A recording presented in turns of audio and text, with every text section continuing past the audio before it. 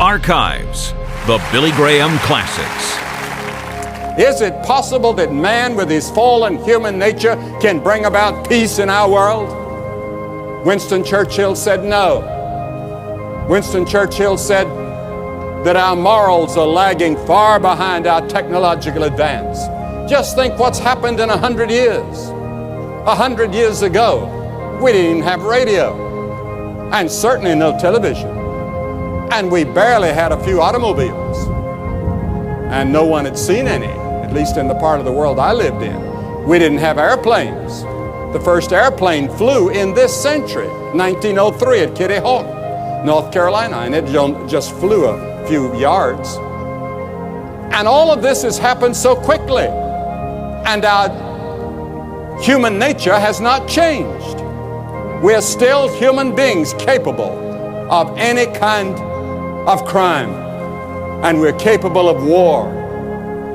And so the time has come for us to look up some of those passages in the Bible that have to do with the future of our world. And we ask ourselves, is there any hope? A person can live a lifetime without sex. A person can possibly live 75 days without food. I read about a man in a hunger strike in Britain that lived 70 days without food.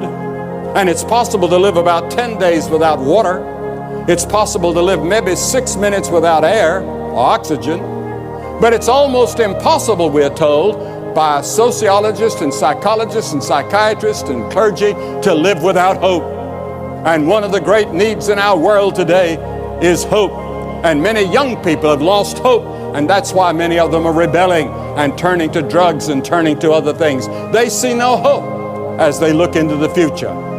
We read about the greenhouse ecology, and they talk about Armageddon, they talk about global genocide, they talk about the end of the world. And we're seen almost daily in the press and on radio, or television, some reference to it. A New York philosopher says, as never before, America needs a philosophy of hope and confidence. The former Prime Minister of Canada, making a speech recently, said, billions of people are living today without hope. And he said, hope is the greatest need of our generation. They're tempted to give up. They opt out. And so we tend to hide from reality and responsibility, as many people today are searching for hope. So the zodiac signs are being studied as never before. Spiritual mediums are prospering.